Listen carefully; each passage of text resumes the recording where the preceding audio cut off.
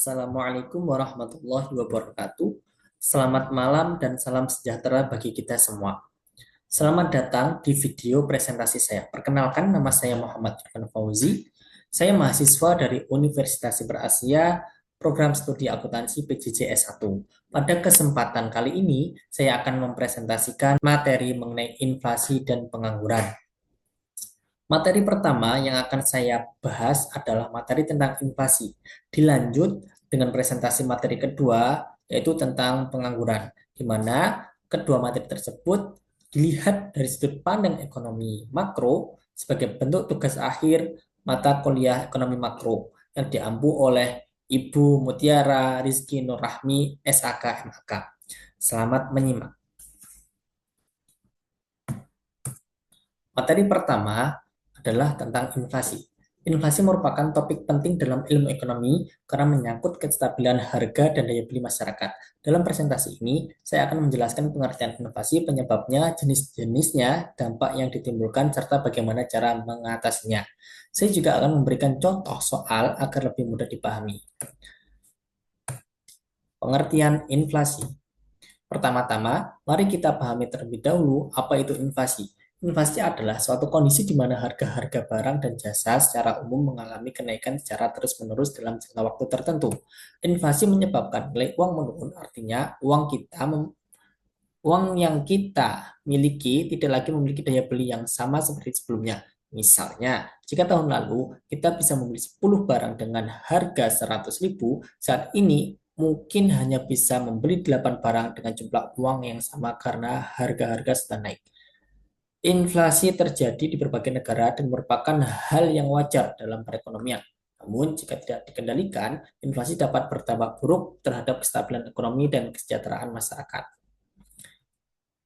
Penyebab inflasi global. Inflasi dapat disebabkan oleh berbagai faktor, di antaranya demand pull inflation atau inflasi tarikan permintaan.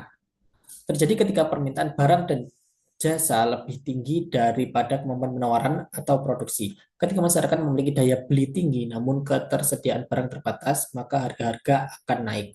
Kedua, cost push inflation atau inflasi desakan biaya. Terjadi ketika biaya produksi meningkat, misalnya akibat kenaikan barang bahan baku, energi, atau upah tenaga kerja. Produsen kemudian menaikkan harga jual untuk menutupi biaya tersebut. Yang ketiga ada imported inflation atau inflasi impor. Terjadi ketika harga barang impor mengalami kenaikan, terutama jika negara sangat bergantung pada barang impor.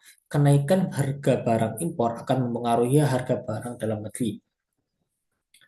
Yang keempat, monetary inflation atau inflasi karena uang beredar terlalu banyak. Jika bank sentral mencetak uang terlalu banyak dan uang beredar melebihi kebutuhan ekonomi, maka nilai uang akan menurun dan menyebabkan kenaikan harga.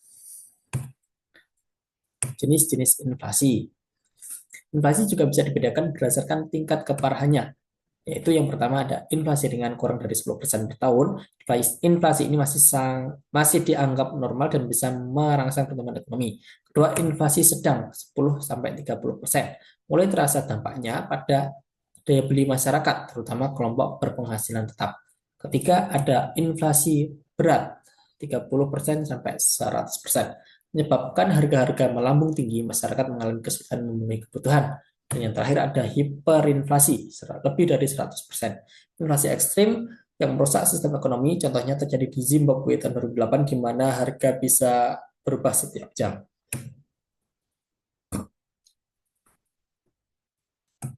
Dampak inflasi. Inflasi membuat dampak yang sangat luas, baik positif maupun negatif. Dampak positif, merangsang produk barang dan jasa, kemudian mengurangi beban utang pemerintah karena nilai utang tetap.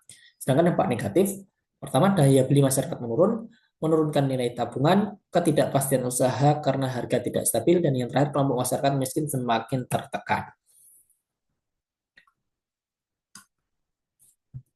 Contoh soal inflasi. Agar lebih memahami konsep inflasi, mari kita bahas sebuah soal. Tingkat inflasi tahunan sebesar 5%. Jika harga beras pada awal tahun 12.000 per kilogram, berapakah harga beras di akhir tahun? Jawabannya sebagai berikut. Harga akhir tahun sama dengan harga awal dikali 1 plus inflasi dalam kurung. Seperti yang diketahui, harga awal 12.000 dikalikan 1 ditambah besarnya inflasi pada tahun tersebut, yaitu sebesar 5% atau 0,05, sama dengan 12%. 12.000 dikali 1,05. Ketemulah 12.600 per kilogram. Jadi dengan inflasi sebesar 5%, harga beras naik sebesar 600 dalam setahun.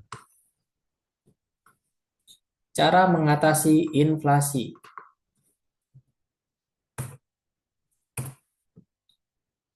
Inflasi tidak bisa dihindari, tetapi bisa dikendalikan melalui beberapa kebijakan. Pertama, kebijakan moneter oleh Bank Indonesia, menaikkan suku bunga untuk menekan konsumsi, operasi pasar terbuka yaitu menjual surat berharga untuk menyerap uang dari masyarakat, meningkatkan cadangan wajib bank untuk membatasi jumlah uang yang dipinjamkan. Kedua, kebijakan fiskal oleh pemerintah, mengurangi pengeluaran negara dan untuk menaikkan pajak untuk mengurangi daya beli. Yang terakhir ada kebijakan moneter, non moneter, meningkatkan produksi barang dan jasa dan menstabilkan harga bahan pokok melalui subsidi dan operasi pasar. Kesimpulan presentasi. Sebagai kesimpulan, inflasi adalah kenaikan harga secara umum dan terus-menerus yang dipicu oleh berbagai faktor seperti tingginya permintaan, naiknya biaya produksi maupun uang beredar yang berlebihan. Inflasi membuat dampak luas bagi masyarakat dan dunia usaha, sehingga perlu dikendalikan melalui kebijakan yang tepat. Dengan memahami inflasi, kita bisa lebih bijak dalam mengatur keuangan dan mendukung kebijakan dalam menjaga stabilitas ekonomi.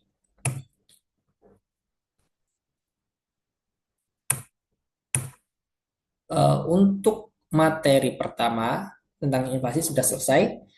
Akan saya lanjutkan dengan materi yang kedua dengan tema pengangguran.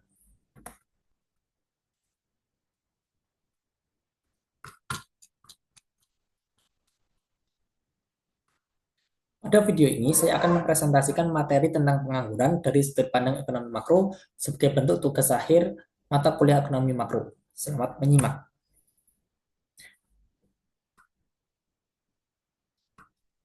Pengangguran merupakan salah satu indikator penting dalam ekonomi makro. Ketika banyak orang tidak bekerja, produktivitas nasional akan menurun, pendapatan negara terganggu, dan masalah sosial bisa meningkat. Itulah mengapa pembahasan tentang pengangguran sangat penting dalam kebijakan ekonomi makro. Definisi pengangguran. Secara sederhana, pengangguran adalah kondisi ketika seseorang yang termasuk dalam angkatan kerja sedang tidak memiliki pekerjaan namun aktif mencari kerja. Menurut Mankiw dalam bukunya Macroeconomics, pengangguran merupakan salah satu masalah utama dalam perekonomian yang harus ditangani karena mencerminkan ketidakefisienan dalam penggunaan tenaga kerja. Selanjutnya ada jenis-jenis pengangguran. Yang pertama, pengangguran friksional, yaitu pengangguran sementara karena proses mencari pekerjaan yang cocok. Kedua, pengangguran struktural terjadi karena adanya ketidaksesuaian keterampilan tenaga kerja dengan kebutuhan pasar. Ketiga, pengangguran siklikal, berkaitan dengan siklus ekonomi saat ekonomi resesi pengangguran meningkat. Dan yang terakhir ada pengangguran musiman, terjadi karena pekerjaan hanya tersedia pada musim tertentu seperti pertanian dan pariwisata. Penyebab pengangguran. Ada berbagai faktor penyebab pengangguran, diantaranya perlambatan pertumbuhan ekonomi, perkembangan teknologi yang menggantikan tenaga manusia, ketidaksesuaian keterampilan tenaga kerja, upah minimum yang tinggi bagi pelaku usaha kecil, dan yang terakhir ketimpangan lokasi antara pencari kerja dan lapangan kerja. Dampak pengangguran. Pengangguran menimbulkan berbagai dampak secara ekonomi, menyebabkan turunnya produk domestik bruto dan daya beli masyarakat. Secara sosial, bisa memicu peningkatan angka kriminalitas dan kemiskinan. Bagi individu, pengangguran menurunkan kepercayaan diri, semangat hidup, dan meningkatkan risiko masalah mental. Cara mengukur pengangguran. Dalam ekonomi makro, tingkat pengangguran dihitung dengan rumus tingkat pengangguran sama dengan dalam kurung jumlah penganggur dibagi angkatan kerja kali 100%. Di Indonesia ini, data ini biasanya dirilis oleh Badan Pusat Statistik atau BPS setiap tahun. Kebijakan pemerintah. Untuk mengatasi pengangguran, pemerintah menerapkan berbagai kebijakan. Pertama, program padat karya untuk membuka lapangan kerja langsung. Kedua, subsidi dan insentif untuk UMKM. Ketiga, pelatihan kerja dan pendidikan vokasi. Keempat, peningkatan akses dan kualitas pendidikan. Dan terakhir, semua kebijakan ini bertujuan untuk menyesuaikan antara keterampilan tenaga kerja dan kebutuhan pasar. Selanjutnya ada contoh soal. Jumlah penduduk suatu negara adalah 200 juta jiwa. Dari jumlah tersebut, 130 juta merupakan angkatan kerja, sedangkan 10 juta orang dari angkatan kerja tersebut tidak memiliki tidak bekerja namun aktif mencari kerja. Hitunglah tingkat pengangguran di negara tersebut. Jawabannya sebagai berikut. Menggunakan rumus seperti yang di atas, tingkat pengangguran sama dengan dalam kurung jumlah penganggur dibagi angkatan kerja kali 100%. Seperti yang diketahui jumlah penganggur ada 10 juta, sedangkan angkatan kerja keseluruhnya ada 130 juta. Jadi 10 juta dibagi 130 juta dikalikan 100%, ketemulah 7,69%. Jadi kesimpulannya, tingkat pengangguran negara tersebut adalah 7,69%. Kesimpulan, Kesimpulannya, pengangguran bukan hanya soal tidak bekerja, tapi juga berkaitan erat dengan stabilitas ekonomi, sosial, dan kualitas hidup masyarakat. Oleh karena itu, dibutuhkan kerjasama antara pemerintah, pelaku usaha, dan generasi muda untuk menciptakan solusi nyata. Sebagai mahasiswa, kita bisa mulai dari hal kecil, terus mengembangkan keterampilan, mengikuti pelatihan, dan menjadi inovatif.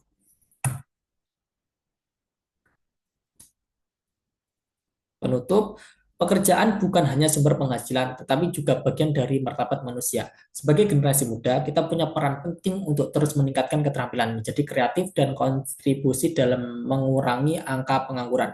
Terima kasih telah menyimak video saya pada hari ini.